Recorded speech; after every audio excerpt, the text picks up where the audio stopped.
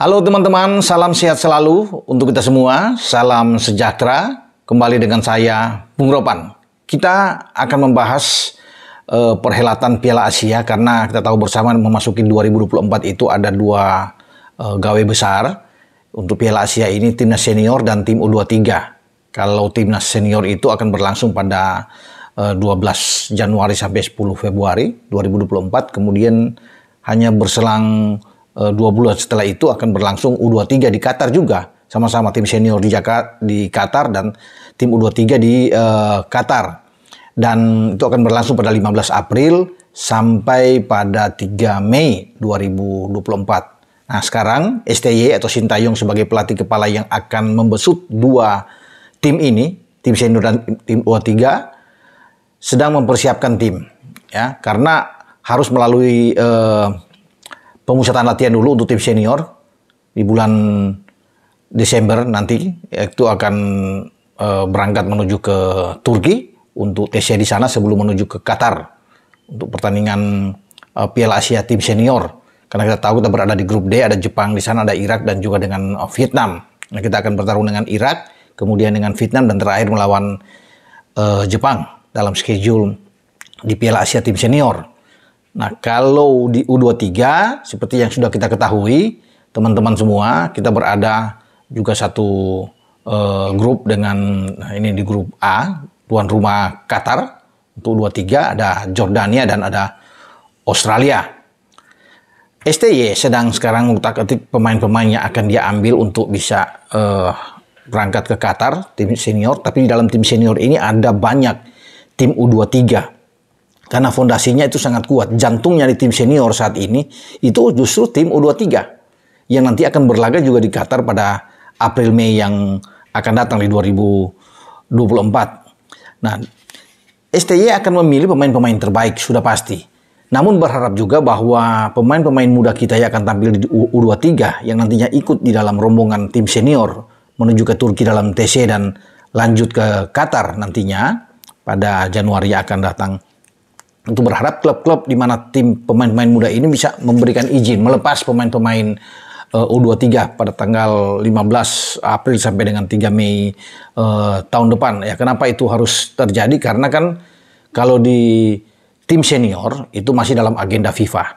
Ya, masuk AFC itu di FIFA. Tapi kalau sudah ke U23 itu bukan masuk di dalam agenda FIFA yang resmi. Sehingga memang butuh izin dari klub-klub. Nah, apakah klub-klub ini akan memberikan izin? Itu kan menjadi tanda tanya.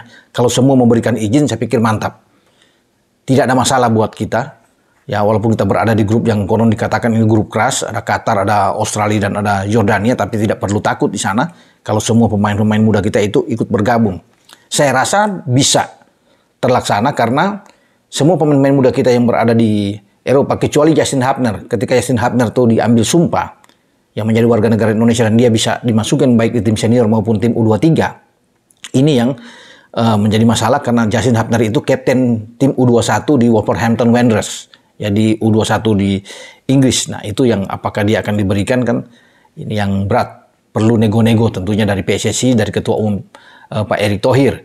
Nah selebihnya saya pikir ini pemain-pemain yang jarang dipakai di klub. Termasuk Elkan Bagot di Ipswich kan jarang untuk bermain kecuali di piala-piala misalnya di Carabao atau di FA mungkin dilepas. Tapi kalau di kompetisi Elkan bahkan tidak akan masuk di bangku cadangan pun. Ya, sehingga posisi dia bisa memperkuat kalau diminta khusus dari Pak Ketua Umum bisa bermain di U23 nantinya pada Piala Asia di Qatar. Ya termasuk juga dengan Marcelino Ferdinand yang ada di Deinze. Kalau Elkan Bagot kan di Ipswich kita tahu bersama. Nah Marcelino di Deinze juga bukan merupakan pemain utama. Jadi saya pikir untuk perhelatan selama berlangsung di Qatar tahun depan itu dia bisa dipanggil, bisa diambil, ya, bisa diberikan izin. Ya. Demikian juga dengan dua pemain asal Belanda, ya, Ivar Janner yang berada di Utrecht dan juga dengan Rafael Struijk yang berada di ADO Den Haag. Ini juga bisa diambil, ya, bisa diberikan oleh klub mereka. Jadi pas saya pikir kalau mereka bisa datang bergabung semakin kuat. Ya termasuk juga dengan Nathan Cho. Nathan Cho itu kan bermain di Swansea di divisi Championship dan dia bukan menjadi pemain utama, tidak menjadi suatu andalan. Ya, walaupun dia tetap masuk sebagai pemain cadangan ada namanya selalu ya, tapi jarang dimainkan. Jadi kalau memang kita bisa STY bisa membujuk, ya bisa datang langsung bahkan mungkin untuk merayu klubnya untuk melepas. Nathan Chow juga bisa dimainkan karena kita tahu bersama Nathan Chow juga masih dalam proses untuk menjadi warga negara Indonesia dan dia bermain di posisi bek kiri. Jadi oke lah, ya satunya bisa menjadi pelapis bagi Pratama Arhan di Tokyo Verdy. Jadi di sana ada Nathan Chow yang jadi tidak ada masalah saya pikir kalau dia dilepas. Nah, siapa 27 nama nantinya yang akan masuk akan diumumkan misalnya oleh STY untuk dia bawa di tim U23. Karena kalau di tim senior kan saya sudah bilang dalam konten saya sebelum sana untuk diperkirakan nama-nama yang akan direkrut. Ya termasuk di dalamnya juga banyak pemain U23. Nah sekarang khusus U23. Sama juga ada 27 pemain yang saya pikir akan diambil oleh STY dan nantinya dirilis secara resmi diumumkan oleh PSSI. Nama-nama mereka itu tidak akan jauh bergeser dari apa yang mereka tampil di Stadion Manahan Solo pada September yang lalu ketika kita menang melawan China Taipei atau Taiwan dengan 9-0, mengalahkan Turkmenistan ya dengan 2-0 saat itu. Jadi nama-nama itulah yang kita bisa dapatkan ya untuk diambil lagi oleh ST. Memang ada perubahan-perubahan, mungkin ada 1-2 pemain misalnya Nathan Chow akan masuk bersama dengan Justin Hutner jika semua proses mereka itu berjalan dengan lancar ya. Itu pasti akan diambil karena kan dua-dua pemain ini masih usia muda 20 tahun dan ST pasti akan masuk dalam tim U23.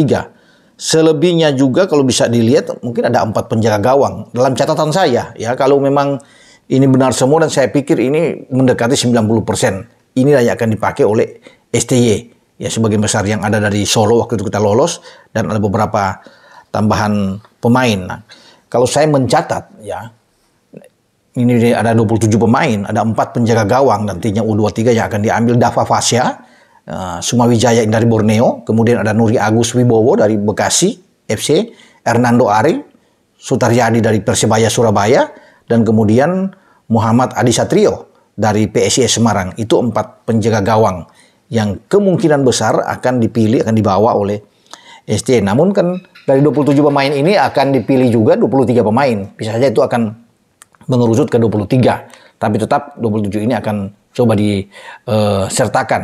Nah, sementara di bagian belakang itu Pratama Arhan ya dari Tokyo Verdy, Alfreanda Dewangga dari PSIS Semarang, Ilham Rio Fahmi dari Persija, ada Rizky Ridho, Persija, Komang Teguh, Trisnanda dari Borneo, Elkan Bagot dari Ipswich Town, Nathan Chow dari Swansea, dan Justin Hutner dari Wolverhampton Wanderers atau Wolves.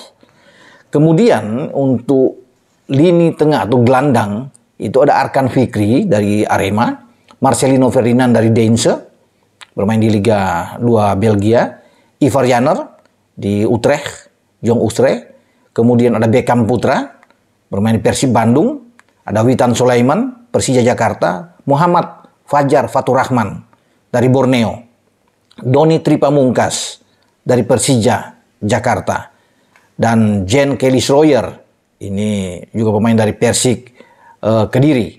Ya, untuk yang ada di depan atau di lini serang, saya rasa STY akan memanggil sudah pasti nih Rafael Struijk dari ADO Den Haag, kemudian Hoki Caraka itu dari PSS Sleman, ada Ramadan Sananta dari Persis Solo, Titan Agung Bagus Fawasi ini dari Bayangkara, ada 3 itu pemain, ada di sini ada 3 pemain yang nantinya masuk di dalam slot kloter tambahan.